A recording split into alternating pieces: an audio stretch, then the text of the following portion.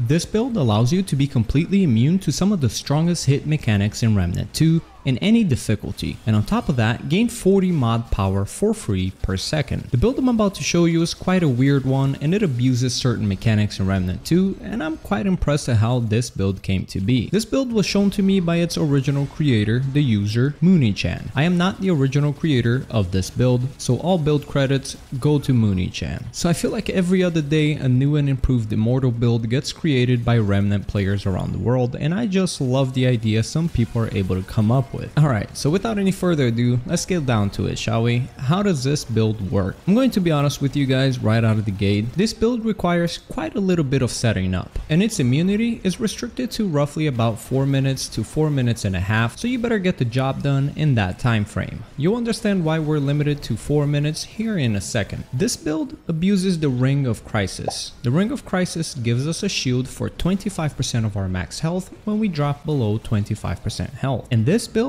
works just around that. Other than the Ring of Crisis, for this build we will require the Reprocessed Heart Relic, the Dreadfont Ring, and the Bloodstream trait. These are essentially the items we need to create an infinite shield loop. Alright, so here's what we're going to do. We're going to self-damage ourselves down to 25% max health, and then upon reaching 25% health, we will trigger the Reprocessed Heart, which will damage us below 25% with gray health. But then there's the catch. We will damage ourselves for 5 damage per second, yet with the combination of Dreadfont and Bloodstream, we will also regenerate for 5 health per second, essentially making it so that our health goes up and down extremely fast as it is damaging and healing right back up to perfectly the same amount, creating a Ring of Crisis shield loop that grows infinitely. Well, not necessarily infinitely, because in Remnant 2, we're limited to 5 times shield, which roughly translates to 5 times our health, which in this case is roughly 600 health. Alright, so hopefully I didn't lose you there, but in case I did,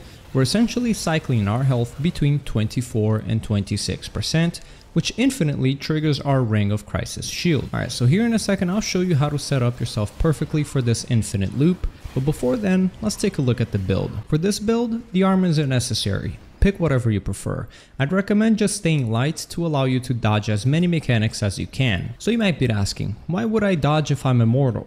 Well, if you just let yourself get smashed by boss mechanics, you'll constantly be staggered, which will result in you struggling to damage down the boss. But if you want to eat up attacks, feel free to do that. You can definitely afford to do so. For the weapons, it's up to you. I'll recommend you use the best weapons you can to kill the bosses as quickly as you can, because as I said earlier, your time is actually limited with this build, which I'll show you why after we go through the build. But personally, for weapons, I used a lot of Merciless, but I also tested around other weapons. Moving over to the rings, the only necessary rings for this build is the Ring of Crisis and the Dreadfont, as they're the ones that will be abused. For the other 2 slots, use the best damage rings you can think of. As I was using Hunter Gunslinger archetypes, I personally went with the Probability Cord as well as the Xania's Malice. And for the amulet, I was personally going with the Abrasive Whetstone. Moving over to the archetypes, these are also up to you. You can use any archetype you want except for the Summoner, because the Summoner has the Regrowth trait by default, which will break this build and not allow it to work. But any other archetype can be used just fine for this build. Moving on to the traits, the only necessary trait is the Bloodstream.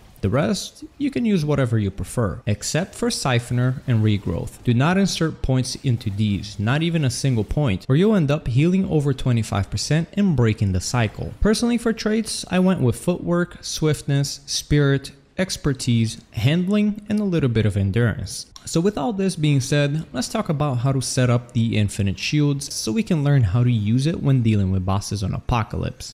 Alright, so here we are, we're outside of a boss room in a situation like the one you'll find yourselves in, and my character is completely naked, so we go over exactly what we'll need to get ourselves to 25% health. Alright, so to start off, as far as the armor goes, we will want to have as much armor as possible. So personally, I'll go with the Leto Mark 1 for the gloves, the boots, and the armor. However, for the helmet, I will be using the Crown of the Red Prince, The reason for that is that we'll be self-harming ourselves with fire damage. Therefore, I want to use this to increase as much fire resistance as possible. Now, why do we want this? Why do we want a lot of armor and why do we want a lot of resistance? So here's the deal. If we damage ourselves when we have 0 armor and 0 resistance, which by the way, we will be using the Hellfire to hurt ourselves with. Look at my health. Look how fast it's gonna go down. Each tick is taking about what, like 3-4% of my health.